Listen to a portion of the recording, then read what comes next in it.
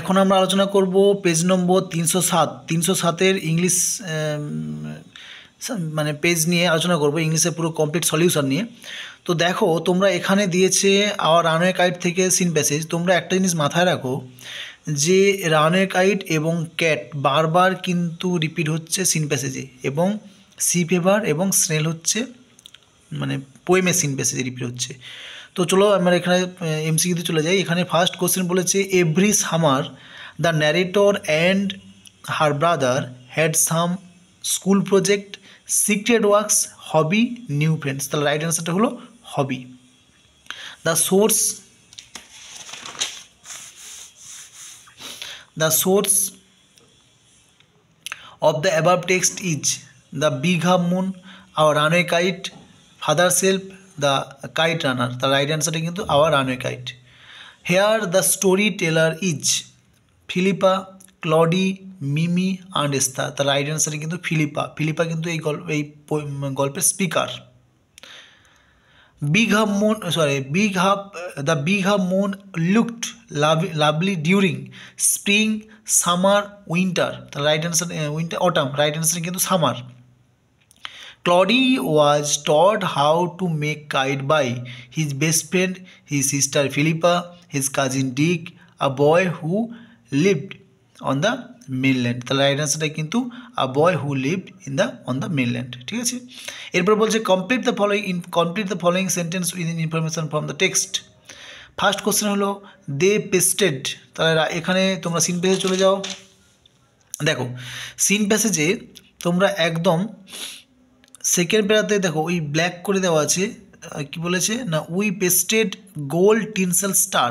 তাহলে যেহেতু পেস্টেড পর্যন্ত আন্ডারলাইন মানে দেওয়া আছে, তাহলে শুধু তোমরা উত্তরটা লিখবে গোল্ড টিনসেল স্টার্স। ঠিক আছে, আচ্ছা এরপরে চলে যাবো তোমার সেকেন্ড কোশ্চেন। ওখানে বলেছে before Dick and Mimi came they wire.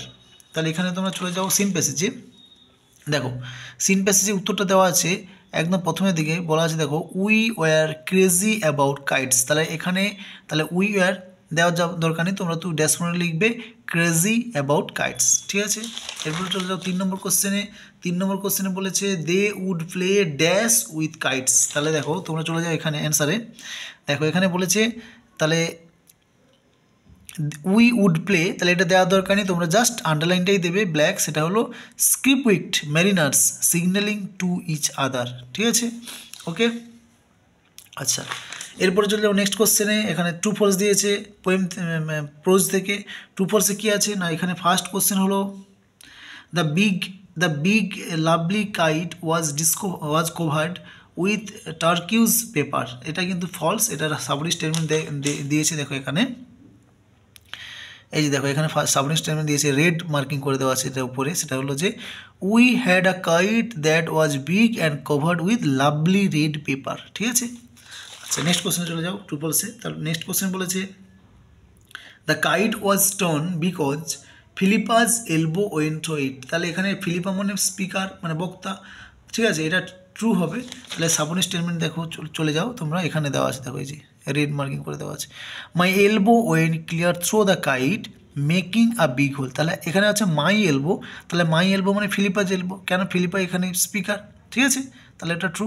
আচ্ছা এরপরে চলে যাবো আমরা পোয়েম থেকে সিন প্যাসেজ। দেখো পোয়েম থেকে সিন প্যাসেজ এখানে দিয়েছে তোমাদের দ্য স্নেল থেকে দিয়েছে। এবারে আমরা ডিরেক্ট চলে যাচ্ছি আমরা এমসিকিউতে। তো এখানে ফার্স্ট কোশ্চেন হলো the snail has no fear of dying falling being along storm. তাহলে রাইট অ্যান্সার কিন্তু falling. When touch the snail shrink into its shell a hole his room the bed. The right answer কিন্তু it shells. The snail considered dash as it টিজার his house his horns it shells itself. তাহলে right answer কিন্তু itself.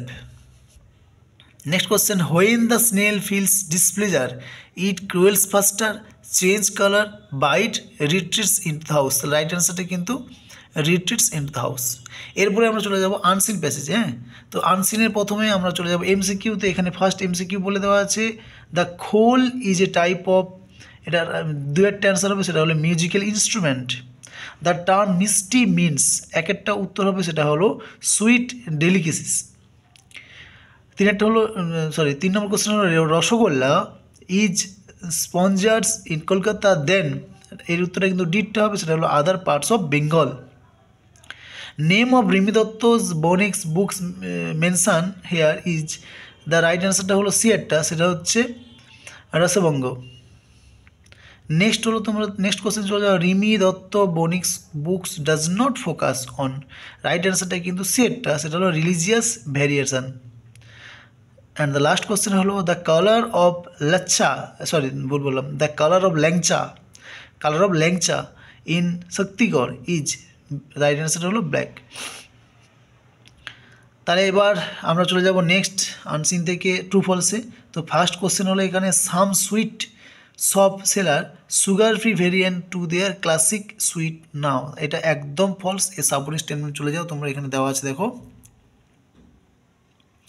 এই যে red করে marking করে দেওয়া আছে দেখো, some sweet shop now also sell diabetes friendly variant of their classic offering, ঠিক আছে। আচ্ছা এরপরে যাবো সেকেন্ড কোশ্চেনে চলে যাব।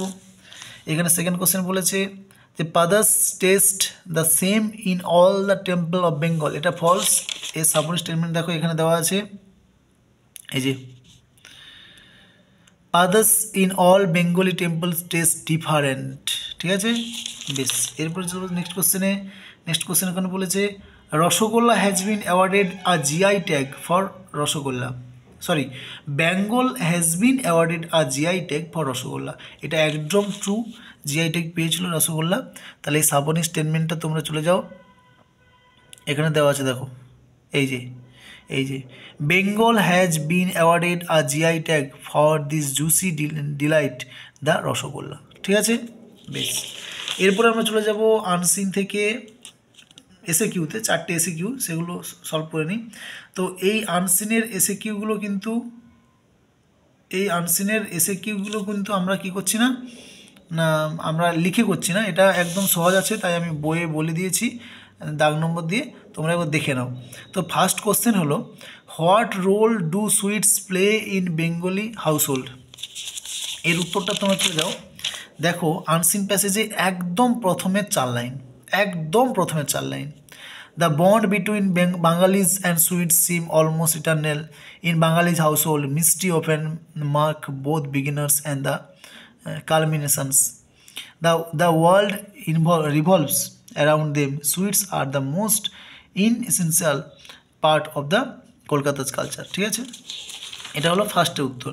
দ্বিতীয় কোশ্চেন বলেছে which sweet is associated with the Bengal temple, এটা দেখো খুব সুন্দর দেওয়া আছে, এই যে মার্ক করে দেওয়া আছে দেখো, পেডাস রেড আর ব্ল্যাক, সেটা হচ্ছে pedas is all Bengal temple different, তাহলে অ্যাকচুয়ালি উত্তরটা হচ্ছে পেডাস, তাহলে তোমরা সাজিয়ে লিখে নেবে, ঠিক আছে।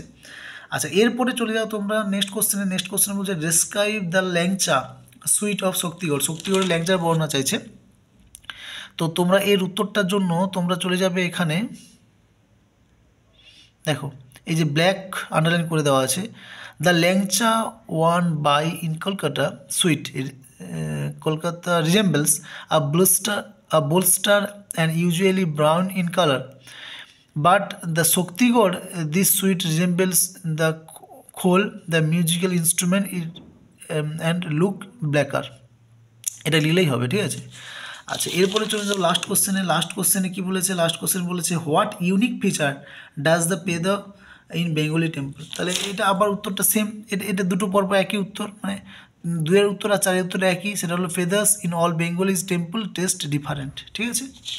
আচ্ছা আমরা একটা জিনিস অমিট করে গেছি, সেটা হলো পোয়েম থেকে এখানে যে দুটো কোশ্চেন দেওয়া আছে না, পোয়েম থেকে এখানে দুটো কোশ্চেন দেওয়া, স্নেল থেকে দুটো কোশ্চেন দেওয়া আছে, what does the snail stick to আর what make the snail displease, তো এটা আমরা অমিট করে গেছি, তো দেখো এটা আলোচনা করে দিচ্ছি।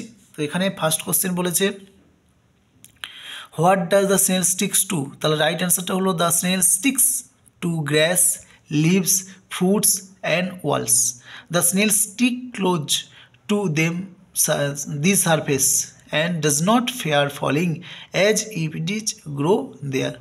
Second question কি বলেছে what makes the snail displeased, the snail is displeased when its horns are touched causing it to sink into it shell. ঠিক আছে, আচ্ছা এটা অমিট করে গিয়েছিলাম। তো এরপরে আমরা চলে যাব গ্রামার অ্যান্ড ভোকাবুলারি পার্টে। তো এখানে ফার্স্ট গ্রামারে বলেছে my friend Samiran usually goes to school on cycle but today he had to get ready before 10 a.m. He was supposed to meet a person at the school gate by 10:30 a.m. এরপরে চলে যাবো আমরা article preposition. Article preposition এখানে কি বলেছে, most people think that I am an arrogant girl but in reality I am a very good at heart.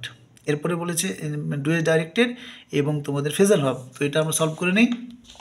তো প্রথমে ডুয়েস ডাইরেক্টরে কী কোশ্চেন ছিল, হিজ বিহেভিয়ার্স শকড মি, এটা ভয়েস চেঞ্জ ছিল ভেরি সিম্পল এবং সহজ, সেটা হলো I was shocked at his behaviours. অনেকে এটা বাই হিজ বিহেভিয়ার্স করে, বাট তোমরা করবে অ্যাট হিজ বিহেভিয়ার্স। ঠিক আছে, we all said may his soul rest in peace, এটা নেরেশন চেঞ্জ।